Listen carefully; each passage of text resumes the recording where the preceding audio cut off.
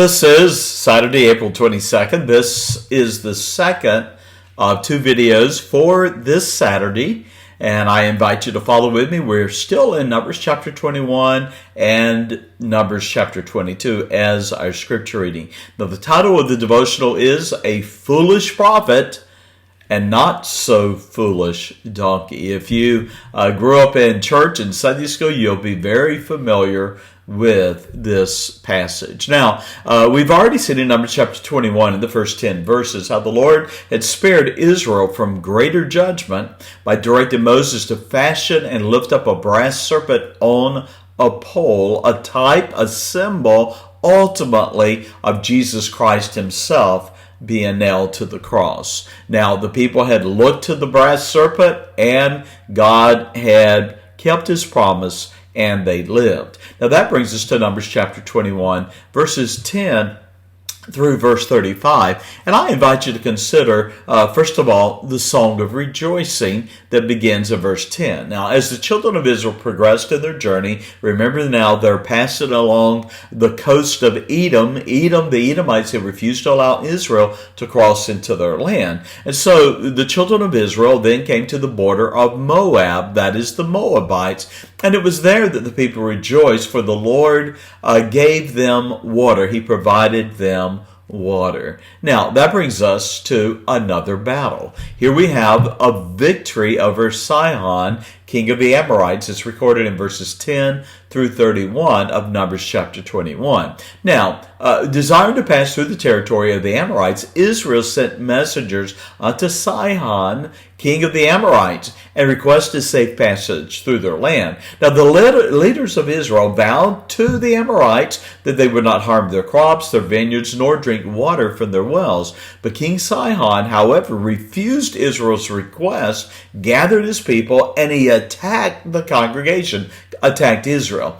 Then we read in verses 24 through 25 how Israel rose up against the Amorites and God gave them victory. And so we read with a song, the people celebrated their victory over Sihon, king of the Amorites. Now that brings us to another battle. So now this is our third battle in this passage. Now here we have the defeat of Og, the king of Bashan. Now that's recorded in verses 32 through 35. Now building upon Israel's victory over the Amorites, the nation faced Og, the king of Bashan. Now he attacked Israel as well, but the Lord assured Moses and Israel that he would give them victory. And like Sihon, the king of Bashan was defeated so soundly, we read in verse 35 that there was none left him alive, and Israel, possessed his land.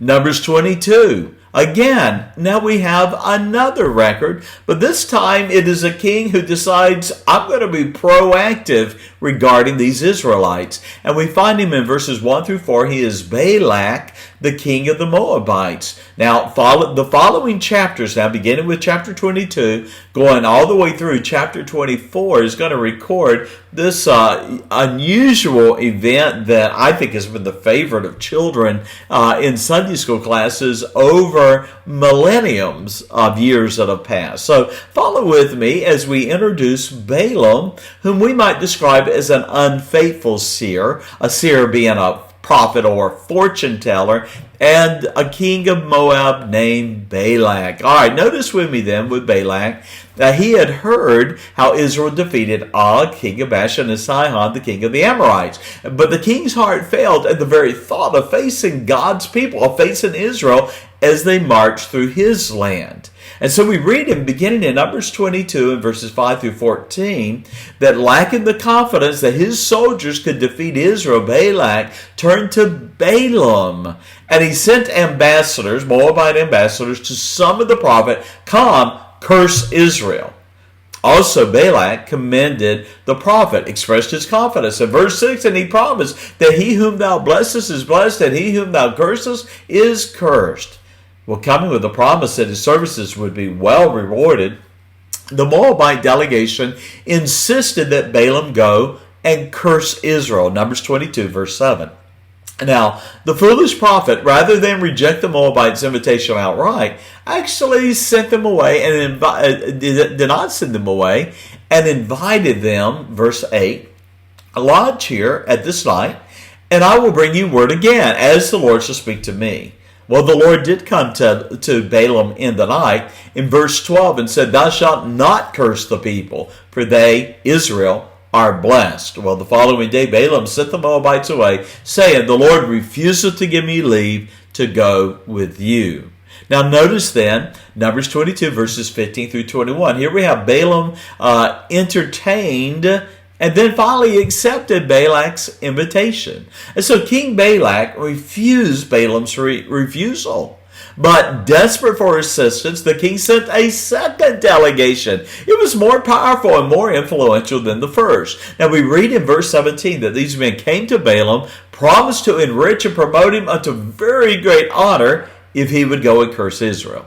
Well, though he knew he could not curse the people whom God blessed, nevertheless, Balaam invited the Moabites to stay the night, said he would bring the matter before the Lord. In verse 19, well, that night the Lord came to Balaam, gave him liberty to go with the delegation. And so now we come to verses 22 through 38, where I invite you to consider an angelic intervention, and quite honestly, a very humorous moment. Balaam rose the next day. We read that he saddled his donkey, began his journey with the Moabite ambassadors. Well, as he traveled to Moab, we read in verse 22, God's anger was kindled because Balaam went, and the angel of the Lord stood in the way for an adversary against him.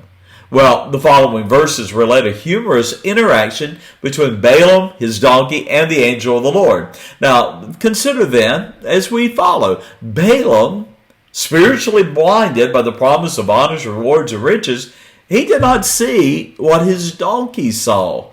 For standing in the path of the donkey was an angel whom the Lord sent to become Balaam's adversary in verse 22. Well, the angel, we read in verse 23, was standing in the way, and his sword was drawn in his hand. Fearing the angel, the donkey rushed off the road, running Balaam into a wall and crushing his foot in verse 25. Hobbled, humiliated, still blind to the angel's presence, we read that Balaam struck his donkey. He then attempted to continue his journey with the Moabite ambassadors, but his donkey then fell down under him, and Balaam's anger was kindled, and again he smote the donkey, the ass, with a staff for a third time. And suddenly the Lord gave the donkey voice, and the beast asked the prophet, What have I done unto thee, that thou hast smitten me these 3 times? Verse 28. Balaam, filled with rage, answered his donkey's rebuke, saying in verse 29, Thou hast mocked me. I would there were a sword in my hand, for now I would kill thee. Well, the dialogue between the foolish prophet and his donkey continued in verse 30 until we read in verse 31 that the Lord opened the eyes of Balaam, and he saw the angel of the Lord standing in the way, the sword drawn in his hand. And then Balaam bowed down his head, and he fell flat on his face. Then the angel revealed that Balaam's donkey had saved his life, verse 32 and 33, for surely Balaam would have been slain for going with the Moabites. Well, Balaam, in verse 34, confessed his sin and spiritual blindness, and he promised to turn back. However, the angel directed Balaam to continue his journey to see Balak, the Moabite king, and he promised Balaam the Lord would lead him on what he should say. Well, we're going to stop there at verse 38 and invite you to come back tomorrow as we continue the study of this wonderful, humorous moment when instead of cursing Israel, God commands Balaam to bless Israel, and it infuriated Balak the king. God bless you. By the way, go to heartofashepherd.com. There you will find devotional study questions that invite you to dig just a little deeper. God bless you, and bye-bye.